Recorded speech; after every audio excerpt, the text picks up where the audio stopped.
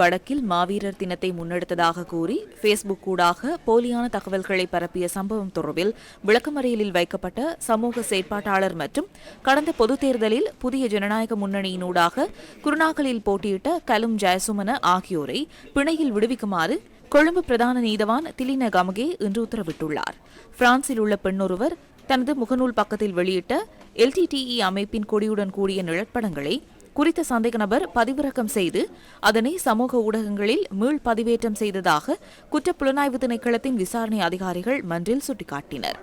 இதனூடாக பொது அமைதிக்கும் இனங்களுக்கும் இடையிலான நல்லிணக்கத்துக்கும் பாதிப்பு ஏற்பட்டுள்ளதாக அதிகாரிகள் குறிப்பிட்டனர். விசாரணைகள் நிறைவடையாததால் சந்தேக நபரை தொடர்ந்தும் விளக்கமறியலில் வைக்குமாறு அதிகாரிகள் நீதிமன்றத்தில் கோரிக்கை விடுத்தனர். விடயங்களை ஆராய்ந்த நீதவான் சந்தேக நபரின் செயற்பாடுகளினால் பொது அமைதி மீறப்பட்டதை உறுதிப்படுத்தும் அறிக்கைகள் மன்றில் சமர்ப்பிக்கப்பட்டுள்ளனவா என குற்றப்புலனாய்வு திணைக்கள விசாரணை அதிகாரிகளிடம் வினவினார். அவ்வாறான வாக்குமூலங்கள் பதிவு செய்யப்பட்டு நீதிமன்றத்தில் சமர்ப்பிக்கப்படவில்லை என குற்றப்புலனாய்வு திணைக்களத்தின் விசாரணை அதிகாரிகள் இதன்போது தெரிவித்தனர். பொதுமக்கள் மத்தியில் குழப்பம் ஏற்பட்டதாக உறுதிப்படுத்தும் ஆதாரங்கள் எதுவுமின்றி சந்தேக நபரை எவ்வாறு விளக்கமறியலில் வைக்க முடியும் என நீதவான் இதன்போது கேள்வி எழுப்பினார். ஆதாரமின்றி சந்தேக நபர்களை விளக்கமறியலில் வைக்க தம்மால் முடியாது எனவும் விசாரணை அதிகாரிகளிடம் நீதவான் தெரிவித்தார். இதற்கமைய சந்தேக நபரை 2 சரீர பிணைகளில் விடுவிக்குமாறு நீதவான் உத்தரவிட்டார்.